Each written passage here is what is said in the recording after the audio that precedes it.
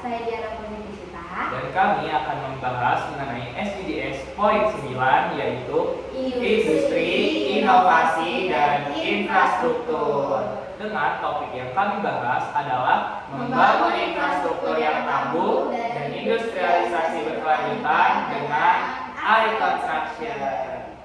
Nah, teman-teman, jadi seperti kita tahu ya bahwa sebuah negara itu atau sebuah kota harus memiliki pembangunan yang baik dan juga infrastruktur yang baik juga untuk mengelola sebuah perkotaan ataupun sebuah daerah.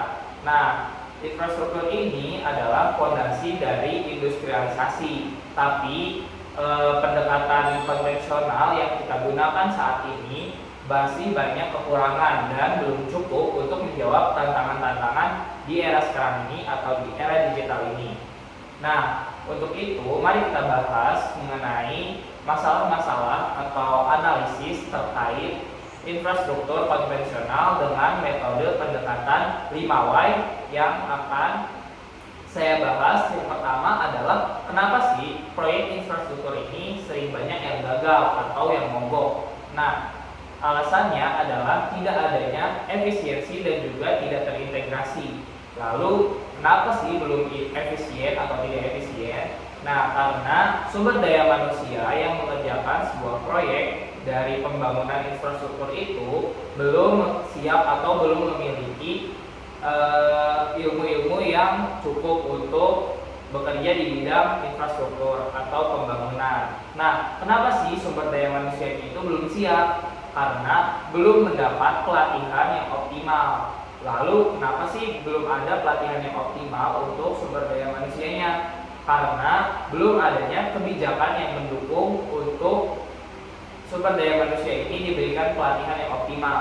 Lalu kenapa kebijakannya belum mendukung? Karena belum adanya sinergi antara pemerintah, lembaga dan juga masyarakatnya, seperti itu. Nah, dari akar masalah ini dapatlah kita satu kunci masalah atau satu akar masalah yang perlu kita bereskan, yaitu sinergi.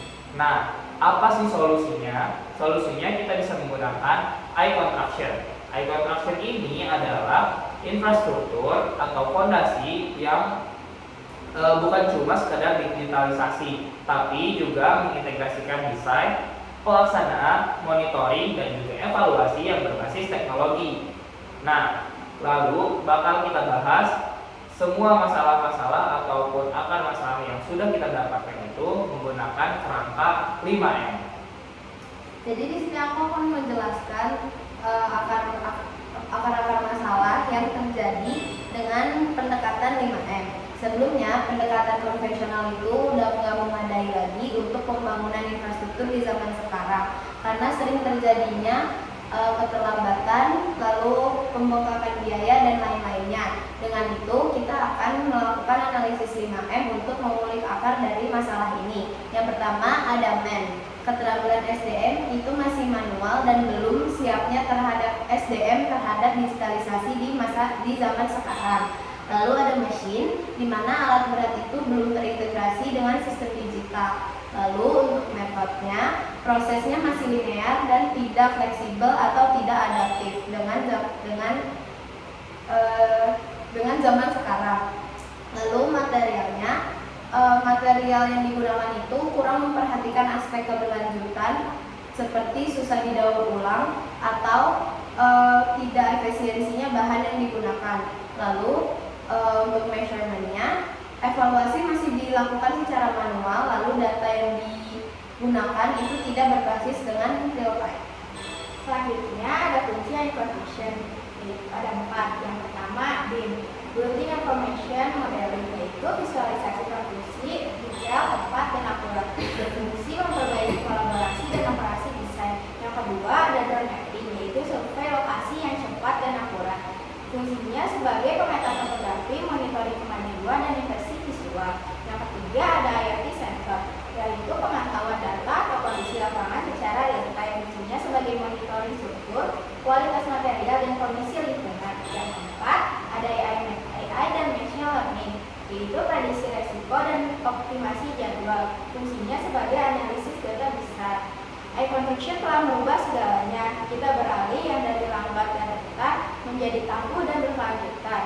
Akar masalahnya adalah kurangnya sinergi. Maka, pertama, kepada akademisi perkuat pelatihan digital. Kedua, pada industri terapkan teknologi 4 pilar digital. Yang ketiga, kepada pemerintah buat kebijakan yang mendukung transformasi digital. Nah, kita tahu bahwa infrastruktur adalah fondasi bagi pembangunan. Tapi fondasi itu harus diperkuat dengan pemahaman baru. Dan iConvection adalah jawabannya. Karena masa depan dibangun dari hari ini. Sekian dari kami, terima kasih sudah mendengarkan. Dadah!